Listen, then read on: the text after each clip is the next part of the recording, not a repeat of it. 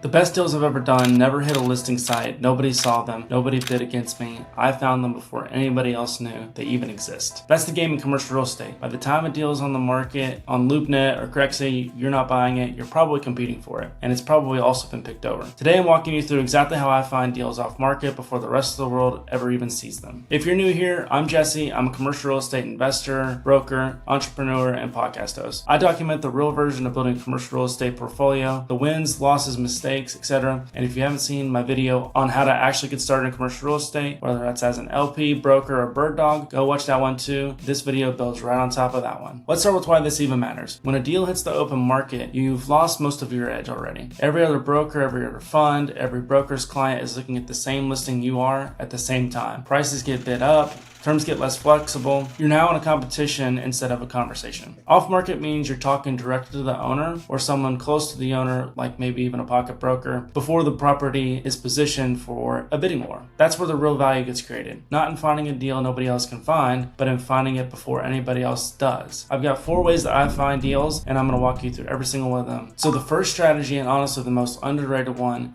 is direct outreach to owners. This means you're going to be pulling property records, you're going to be going into county tax records, LLC filings to find out who actually owns industrial and flex properties in your target market. Something I will say about retail is that it's likely, if it's a larger retail center, run and owned kind of by a broker who's going to kind of own that deal. And that's where we're going to talk about brokers later. But once you have those owners identified, you're going to be able to reach out to them through mail, calling, sometimes even showing up in person. Most owners are actively trying to sell. That's kind of the point. You're not competing for their attention against 5 other buyers. You're the only one who's reached out. You're the one that's showing that you're serious about that property. And a lot of owners who'd never list a property will absolutely have a conversation if the right person calls with the right offer at the right time. Some people don't even want to list their properties and they won't. And maybe they're just tired of managing it. Maybe there's a life event, divorce, retirement, a partnership falling apart. One of my biggest learning lessons and takeaways from the first few years of buying commercial real estate is literally what I just said. You don't know until you ask. If you sit and assume every time and you don't ask, you are going to miss out on so many deals. Don't assume that they won't take seller financing, even if they say no the first time. Don't assume they wouldn't take second position. Don't assume they wouldn't do interest only. Don't assume they just want a quick close, and if you had just given them a halfway decent offer, like no matter what the situation is, do not assume anything. Now this said, this is a slow game. It's a numbers game, yes, and most calls go absolutely nowhere. I get hung up on all the time. But besides the point, that's going to be the best deals you're ever going to find, because you're the buyer and they are the seller, and you negotiate whatever you want depending on the seller's motivation. The second strategy is building real relationships with brokers. Not so they send you listings, but so they call you before their listing even goes live. Every broker has properties they're working on weeks or months before it even goes live. These are called pocket listings sometimes. Deals where the owner's testing the waters, and if you're just another name on a broker's email blast, you're getting the same deals as everyone else at the same time as everyone else. But if you have a really good relationship with that broker, he's going to send you that deal before he posts it live on the market. If you're a broker yourself, and if you've watched the last video, you know that I think that's one of the best paths into this business. It's honestly built in. You see deals before they become public because you're the one that's bringing them to market. If you're not a broker, the move is consistency. Showing up, following through on what you say you're going to do, close when you say you'll close. Brokers remember who wastes their time and who doesn't. And another thing I'll say on that is feedback. If you are somebody that just looks at a deal and then forgets to respond, that broker is not going to send you another deal. I'm not trying to be a savage. I'm just being honest. I'm a broker. If I send a deal to somebody and they just say they're not interested, and they just keep saying they're not interested, and they're not genuinely caring and showing why they're not interested in the deal, I'm less likely to send them the deal in the future. But overall, I would say the buyers who get the early call from brokers are the ones who've proven they can actually perform. And I know that can be tough if you've not bought a deal yet, but what I would do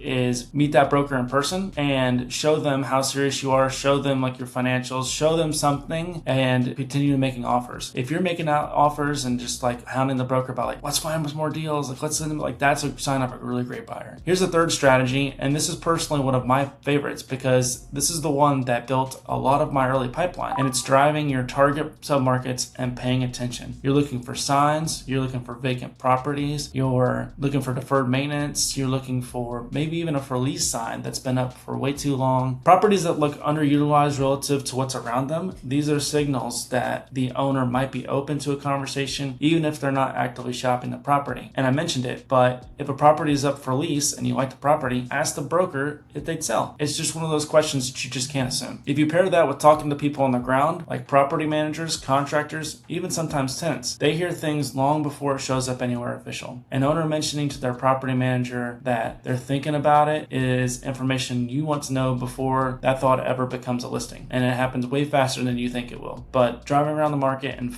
looking at deals is one of the most fun and cool ways to find deals, because you could just literally just show up on the property and talk to the guy or gal. The fourth strategy ties straight back to the bird dog path I talked about in the last video. But if you're an operator, building relationships with bird dogs in your market means you've got other people out there finding deals for you in exchange for a fee or a piece of the upside. This scales your deal flow without scaling your own time. You can't drive every submarket and call every person, but a network of people doing that on your behalf who know exactly what you're looking for is what we like to call leverage. And that's what my business partner and I do all the time. If you can put a video out there like this that says, hey, I'm buying XYZ and here's my buy box, we've bought these properties, that's a great way to use leverage. So none of these strategies work in isolation and none of them work overnight. Off-market deal flow is built, not found. It's taken me 8, 9, 10 plus months, sometimes over a year sometimes, to get a deal done with an off-market seller, just because you're calling them out of the blue. The odds of you calling someone out of the blue and them saying yes on the first time is probably less than like 3 or 4%. But it's why all the money is made in the follow-up. It's like I said, direct owner outreach plus broker relationships plus boots on the ground, awareness in the market, and a network bringing you deals running all at the same time consistently over months and years. That is going to get you to the next level. The buyers who win the best deals in this business aren't smarter than everyone else. They're quicker and they're earlier. And the only way to be earlier in this business is to build the relationships and systems that get you there before the deal ever sees the daylight. If you missed the first video on how to actually get started in commercial real estate, whether that's as an LP or a broker or a bird dog, go watch that video. It sets up everything we covered here today. If you found this helpful, please subscribe. I'm putting a new video like this every single week on how you can get into commercial real estate and buy your first deal. I'm Jesse, and I'll see you in the next one.